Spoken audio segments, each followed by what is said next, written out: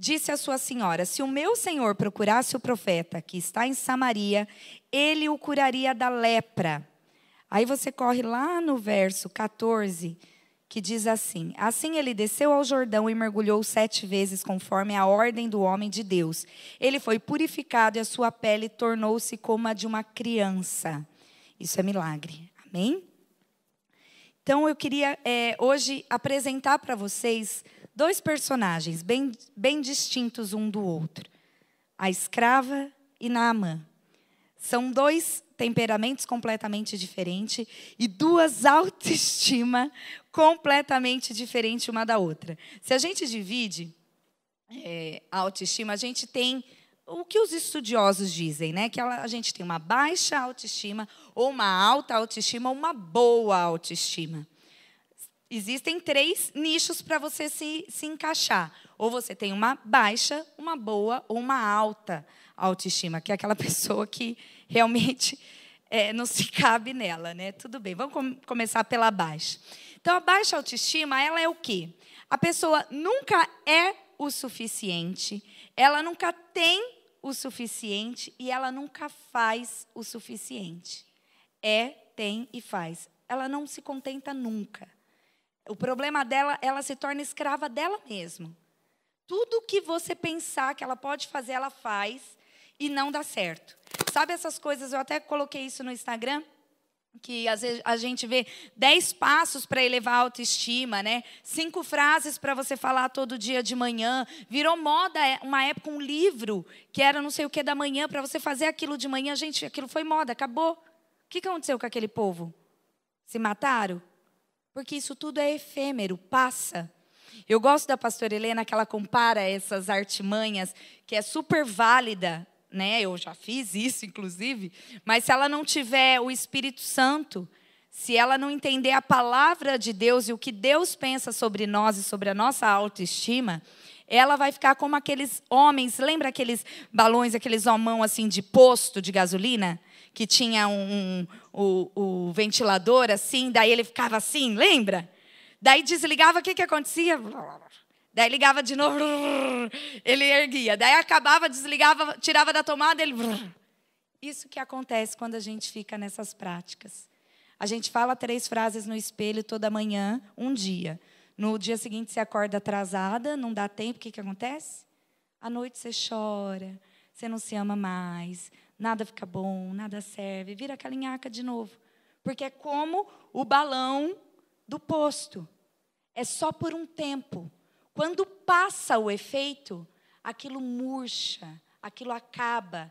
E você vai literalmente fazendo igual o homem do posto, o balão do posto.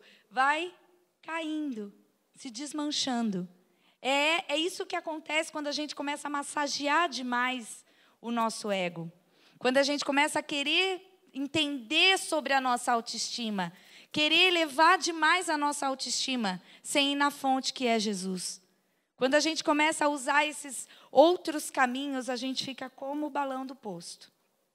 Uma coisa passageira.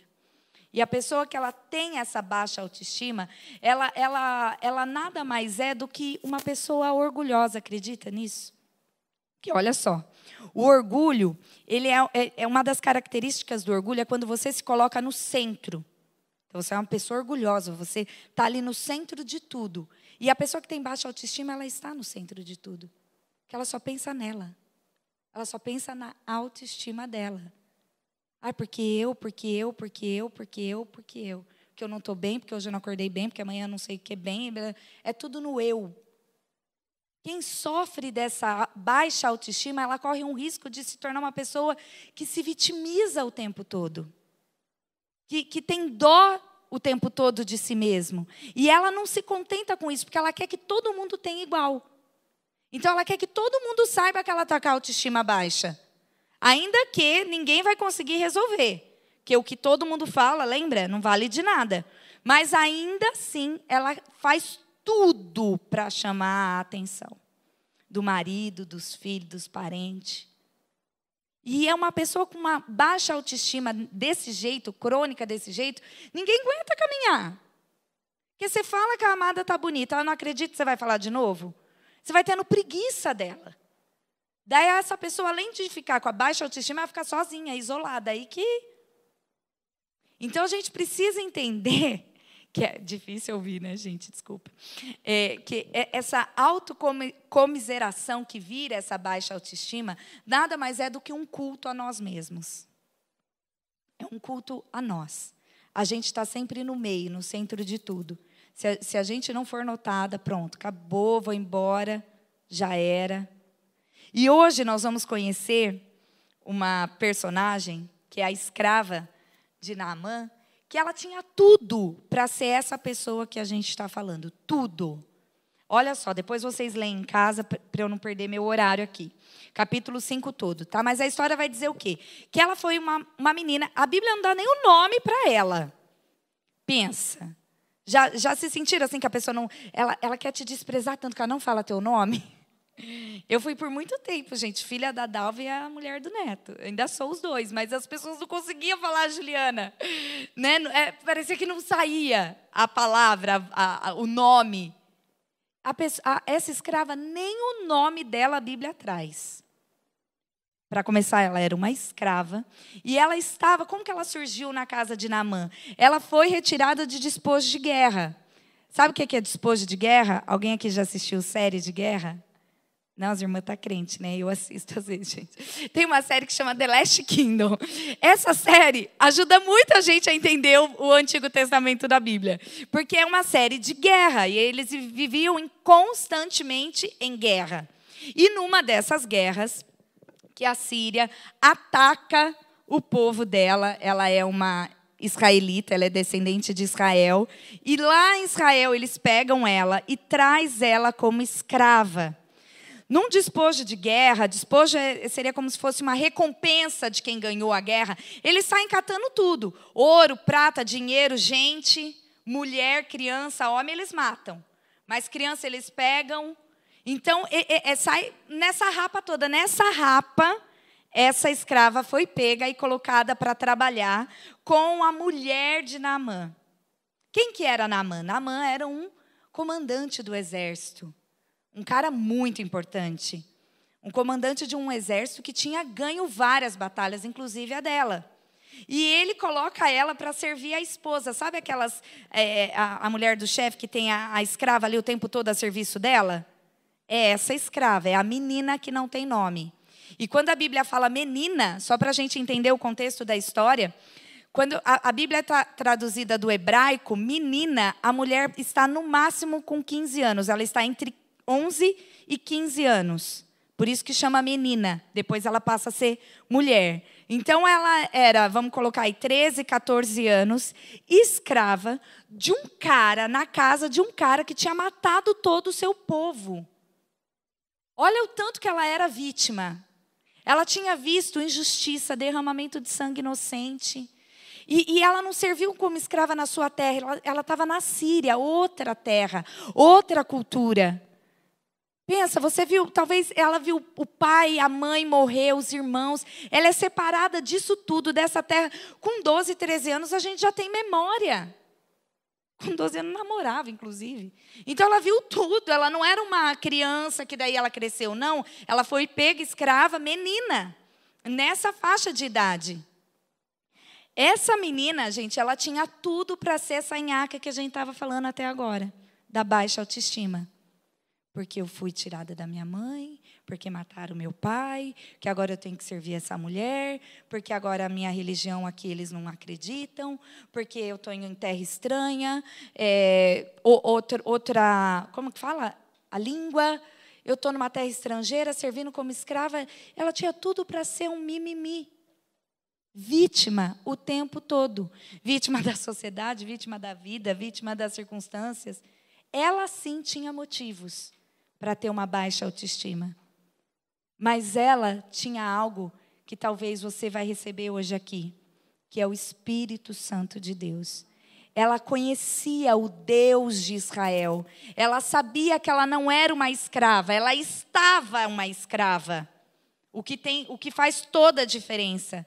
Ela sabia que ela estava numa terra estranha, mas ela era de uma terra abençoada. Ela sabia que ela pertencia ao povo escolhido, ao povo separado. Sabe o que ela sabia? A identidade dela. Sabe o que destrói a nossa baixa autoestima? Quando a gente descobre a nossa identidade. Essa escrava sabia quem ela era. Ela sabia a identidade que ela tinha. E mesmo tendo todos os motivos para ser uma nhaca, de baixa autoestima e dar um trabalho danado, ela reagiu com bondade. Porque o texto vai dizer que Naamã, esse cara todo poderoso aí, ele estava com uma doença.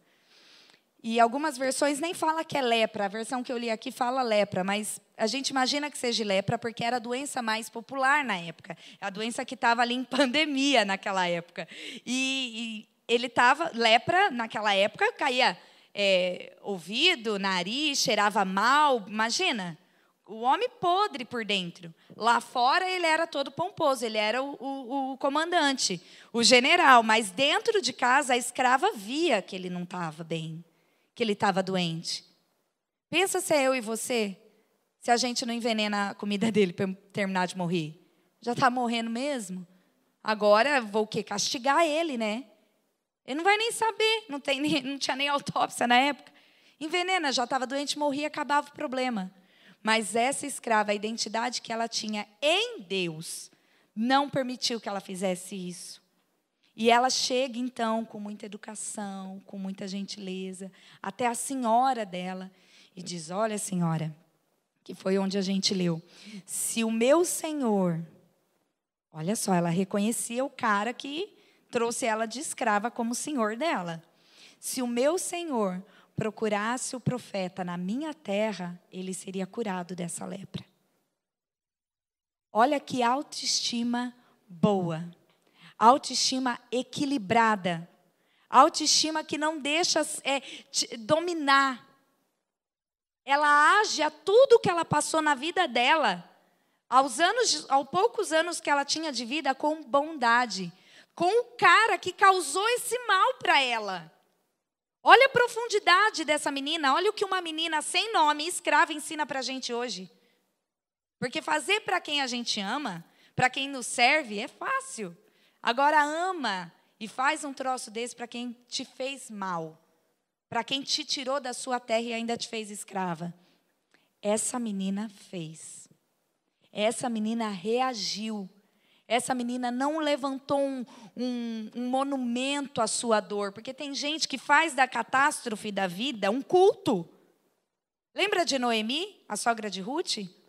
Ela levantou um monumento à dor dela. Noemi significava felicidade. Ela quis que chamassem ela de Mara, de amarga. Ela mudou o nome dela. Só para dizer, eu sou uma mulher amarga, eu perdi meu filho, meus 2 filhos, meu marido. Estou aqui falida em terra estranha. Isso é um culto à dor.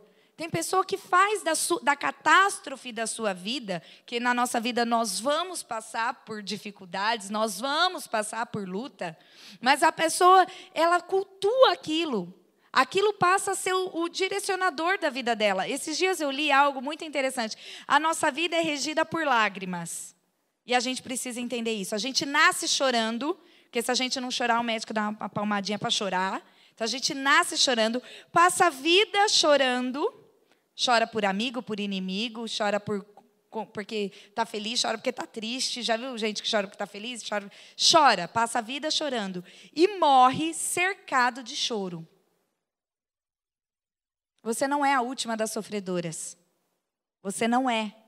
Todo mundo passa por isso. Todo mundo aqui nasceu chorando, amém? Todo mundo já chorou alguma vez, amém? E nós iremos morrer cercadas por choro. Nem que for de alegria, alguns, né? Mas vamos morrer cercada de choro. E isso precisa ser uma coisa não natural na nossa vida, mas não pode ser um monumento. A gente não pode prestar um culto diário a isso. E essa menina não reagiu a tudo o que aconteceu na vida dela de ruim como a sua bússola. Ela sabia o Deus que ela tinha conhecido, ela conhecia o profeta. Ela sabia como ia ser. Ela sabia de onde ela era. Entende o que essa escrava hoje ensina para mim e para você? E eu quero ler com você, que eu disse que a gente ia lendo, né? No verso 3, aí ela diz, né, para a senhora dela, se o meu senhor procurasse o profeta, tal. No verso 4, Naamã foi contar ao seu senhor, ou seja, para o rei, né, porque ele tinha um superior, o que a menina israelita dissera. Essa menina já passa a tomar outra proporção. Ela já está na boca do rei, ela já está na boca do comandante. Olha só o que uma ação de bondade fez com ela. Ela já não é mais a mesma. Aí o rei, verso 5. O rei da Síria respondeu: vá, eu lhe darei uma carta que você entregará ao rei de Israel. Então Naamã partiu, levando consigo 350 quilos de prata, 72 quilos de ouro e 10 mudas de roupas finas. Só um parênteses, isso daqui existe até hoje, porque a gente acredita que a gente compra bênção, né? Que a gente compra milagre. Mas existe um princípio aqui também, um princípio de honra de Naamã. Antes dele receber a cura, ele já preparou a oferta dele. Olha isso. Antes de ir, ele preparou. Verso 6. A carta que levou ao rei de Israel dizia: junto com essa carta estou enviando o meu oficial Naamã para que cures da lepra.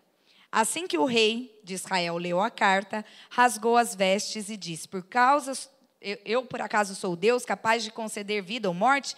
Porque este homem me envia alguém para que eu cure da lepra. Vejam como ele procura um motivo para se desentender comigo. Pronto, já virou outra confusão aí. Então, aqui a gente já conhece uma outra face da autoestima. Porque Naamã era um cara que tinha a autoestima elevada. Que é aquela que a gente no começo falou, aquela autoestima insuportável. Que a pessoa se acha. Que é outra pessoa que morre isolada, porque ninguém aguenta. Tudo dela é melhor, tudo ela sabe. Ela é incapaz de aprender uma coisa nova, porque ela já fez vários cursos na Europa sobre aquele assunto.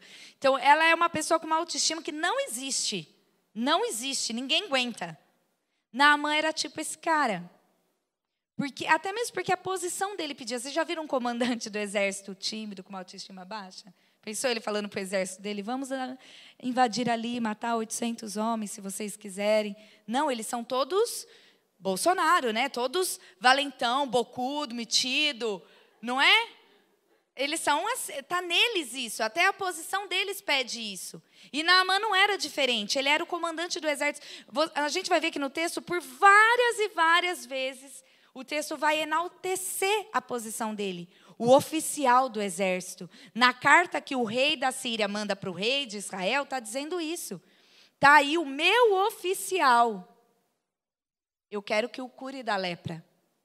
Então, Naamã tinha uma autoestima insuportável, trabalhadíssima. Agora, olha o que acontece com Naamã. A primeira lambada que ele toma é do próprio rei de Israel, que rasga suas vestes. Isso quer dizer que ficou bravo, achou aquilo um absurdo e disse: eu, por acaso, sou Deus, vou dizer para você, você vai viver ou você vai morrer. Está vendo? A Síria quer confusão de novo. Eles querem guerra de novo. Gente, Naamã ficou com a cara no chão. Falou: o quê? Eu, rei, eu comandante, oficial do exército. Ele foi com uma trupe atrás dele. Ele não foi sozinho. A gente vai ver isso no texto, que tinha uma comitiva atrás dele, até para levar tudo isso. Mas chegou lá, para o rei de Israel, ele não era nada, nada. Verso 8 diz assim: quando Eliseu, o homem de Deus, soube que o rei de Israel havia rasgado suas vestes, mandou-lhe essa mensagem. Por que rasgou as suas vestes? Envia o homem a mim, e ele saberá que há profeta em Israel. Porque o profeta não era o rei de Israel, era Eliseu. Então Naamã foi com seus cavalos e carros e parou à porta da casa de Eliseu. Um cara com uma autoestima trabalhada já pensou o quê? Até que enfim alguém vai me reverenciar, né? Até que, enfim, alguém vai me honrar nessa terra. Já vou com todo mundo para a casa de Eliseu. Olha a outra lambada que ele leva. Eliseu enviou um mensageiro para lhe dizer: vá e lave-se 7 vezes no Rio Jordão. Sua pele será restaurada e você ficará purificado. Gente, Eliseu não saiu de casa para falar com o cara. Olha isso. Ele não saiu. Eu imagino que Naamã criou uma expectativa enorme sobre aquilo.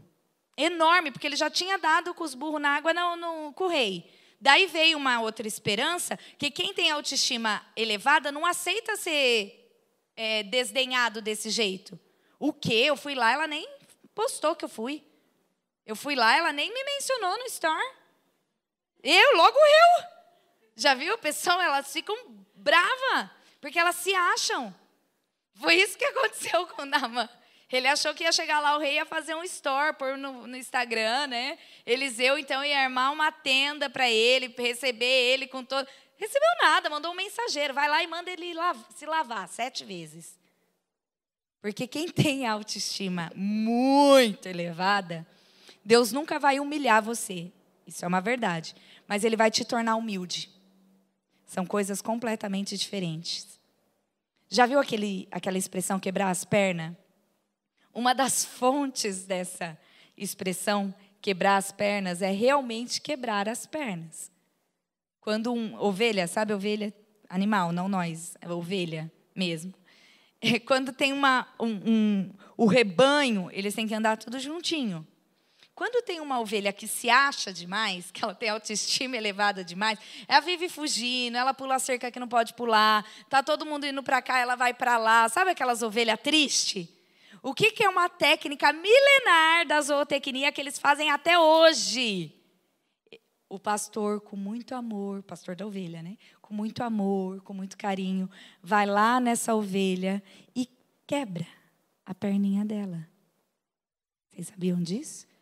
Aí ela fica esperta. Dela, eu vou ficar aqui, não vai quebrar as outras 3, né? Então ela fica mais domadinha. Ela realmente volta para o eixo. Deixa de ter aquela autoestima insuportável e começa a entender que entre ela e as outras ovelhas não tem diferença nenhuma. Ela é igual a todo mundo, ela tem que obedecer onde o pastor mandar ir. Se o pastor mandou ir para lá, vai todo mundo para lá. Porque se você for para cá, você vai quebrar as pernas. Literalmente quebrar a perna. O que aconteceu com Naamã foi uma quebradeira. Vocês vão ver que várias vezes foi quebrada a perna de Naamã.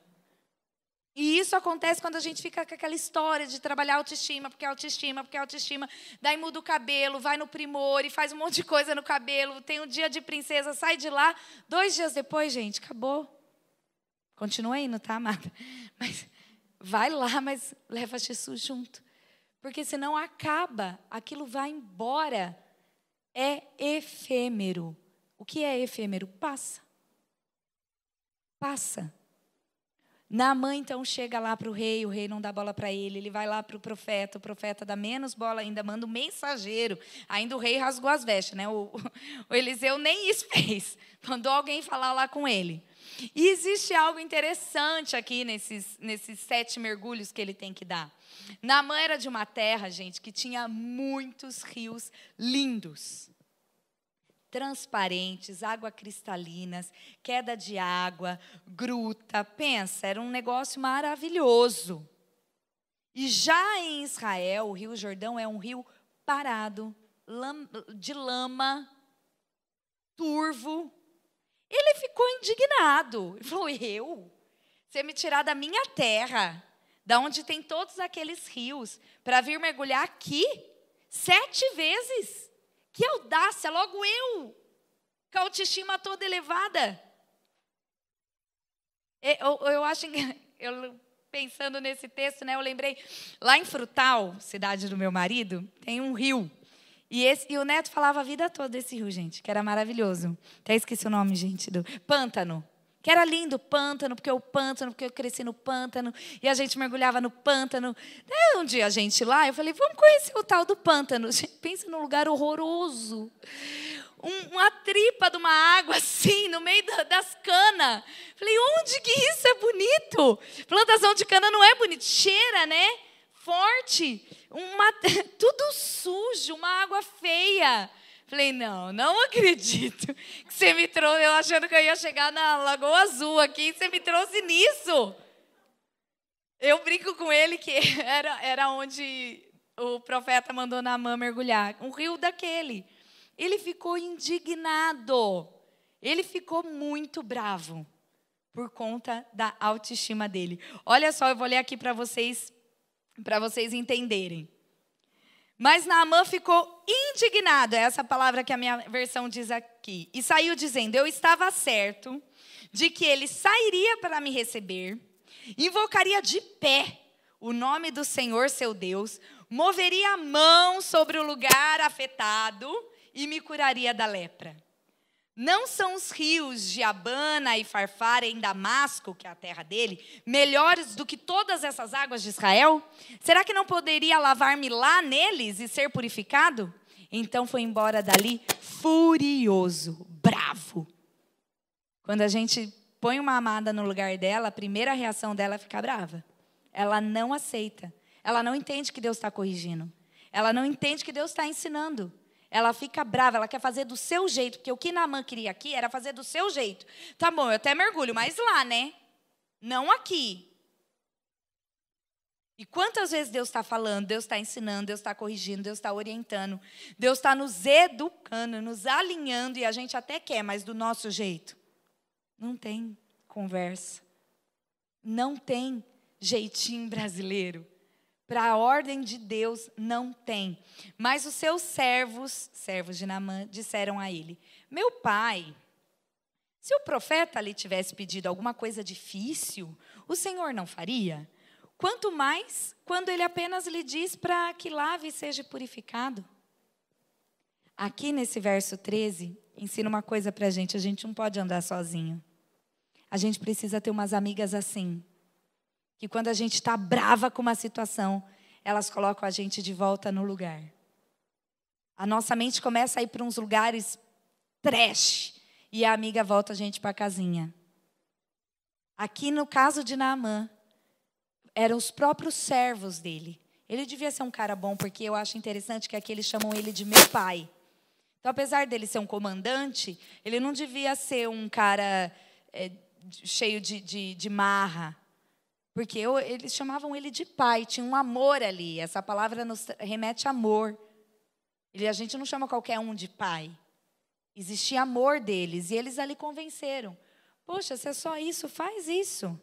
Mergulha. E ali é onde a gente leu no começo, assim, ele desceu ao Jordão e mergulhou 7 vezes conforme a ordem do homem de Deus. Ele foi purificado e a sua pele tornou-se como de uma criança.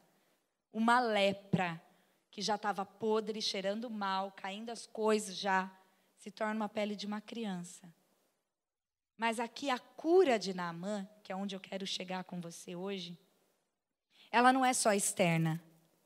Porque o nosso externo é só a testificação daquilo que Deus já fez lá dentro.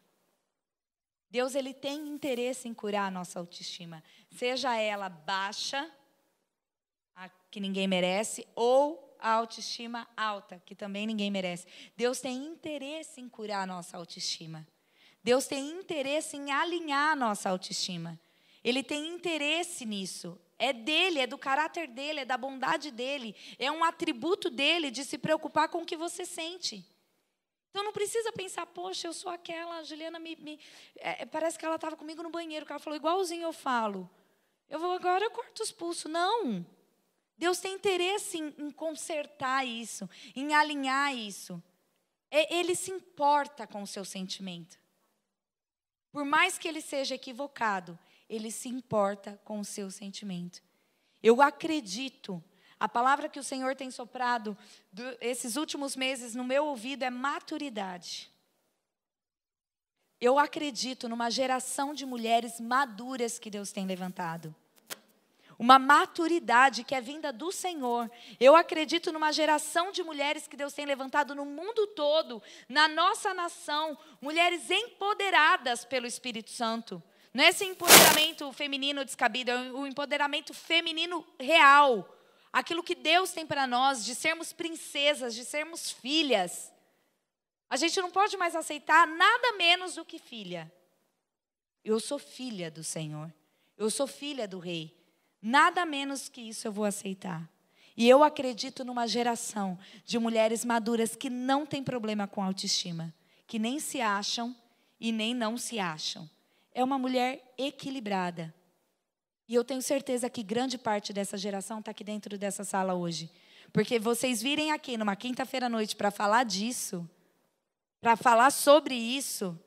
E quando a gente continua lendo o texto, aqui minha bateria acabou. Eu vou ler na minha outra versão aqui. E ele voltou à casa do homem de Deus com a sua comitiva, parou diante dele e disse: agora eu tenho certeza de que não há Deus em nenhum outro lugar além de Israel. Olha isso, ele já estava deixando de ser o cara que ele era. A conversão dele foi de fato de dentro para fora. Por intermédio de quem? De uma escrava. Por intermédio de uma escrava. Agora ele confessa com a sua boca: não existe outro Deus além do Deus de Israel. Não existe outro Deus que faça um milagre como eu testifiquei, como eu vivi na minha pele. Não existe outro Deus. Isso quem está falando é Naamã. O cara que é orgulhoso, que é prepotente, que se achava que todo mundo tinha que dar banquete para ele. É ele que está dizendo. E no texto a gente vai ver a preocupação que ele tem em agradar esse Deus. Porque ele começa a insistir para Eliseu aceitar as ofertas dele. Aceita, eu trouxe tantos quilos disso, tanto de roupa. Aceita. E Eliseu diz: não, vá em paz, fique em paz, não precisa. Não quero, não vou aceitar. E ele então suplica para Eliseu que deixe ele levar uma muda de terra, daquela terra de Israel. Porque ele diz o quê? Senhor, profeta, eu estou preocupado porque de vez em quando o meu senhor, né, o meu rei, ele vai prestar os cultos aos ídolos dele e aos deuses dele e eu tenho que ir junto. Olha, já é outro Naamã. A idolatria já foi quebrada do coração dele. Ele já passa a reconhecer que só existe um Deus. Ele já passa a experimentar que existe só um Deus. Tudo por conta da escrava. Então o profeta diz para ele: vai em paz, não precisa se preocupar, pode levar a terra. Vai testificando que só existe um Deus em Israel. O Deus Todo-Poderoso. Ali naquele momento, toda aquela autoestima elevada de Naamã é convertida ao Senhor. Porque a palavra conversão é isso. Já pegou uma coisa errada no GPS? O que ele fala? Faça a próxima conversão. Volta para o caminho. Literalmente é isso. Naamã ali estava sendo convertido. E não só a pele, mas o coração dele. Ele já estava entendendo quem era Deus, quem eram os ídolos, o que de errado na terra dele fazia. O cara volta outro para casa. Volta outro, ele volta um homem curado, um homem sarado. E não um homem todo cheio de pus por dentro e por fora. Porque a autoestima elevada, ela te deixa com pus. Ela te corrói por dentro. Porque você não consegue realmente aprender nada com ninguém, porque você acha que não precisa. E você vai se enfiando num mundo pequenininho, só você, de solidão.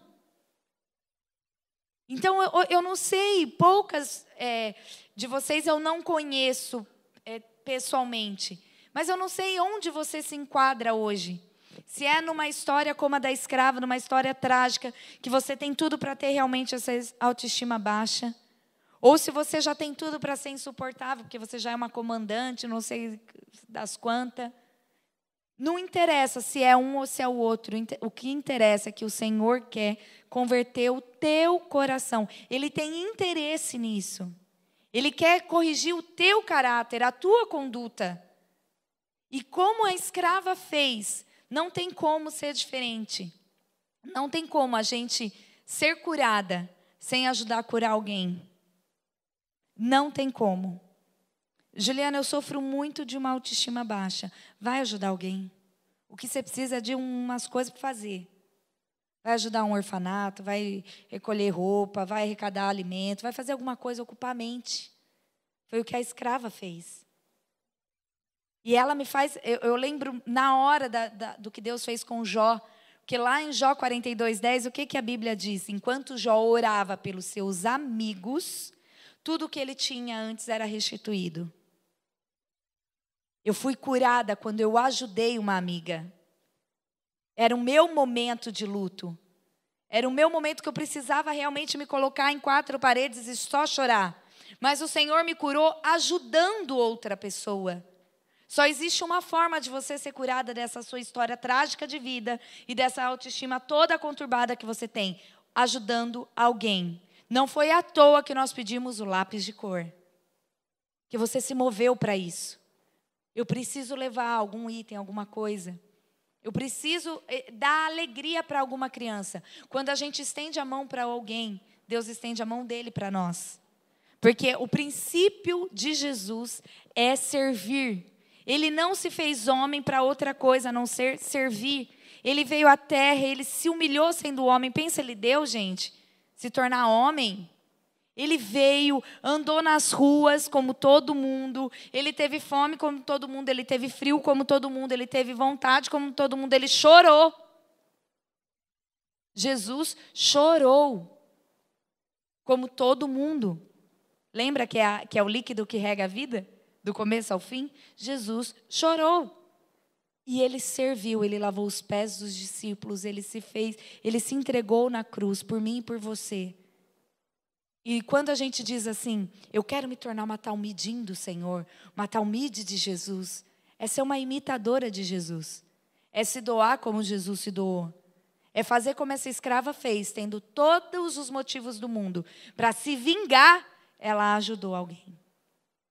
Tendo todos os motivos do mundo para ser uma vítima da história dela mesma, ela reagiu ajudando alguém. Você precisa fazer algo por alguém. Existem pessoas do nosso lado precisando. A escrava não precisou ir para a África. Nada contra quem vai para a África, porque eu morro de vontade de ir.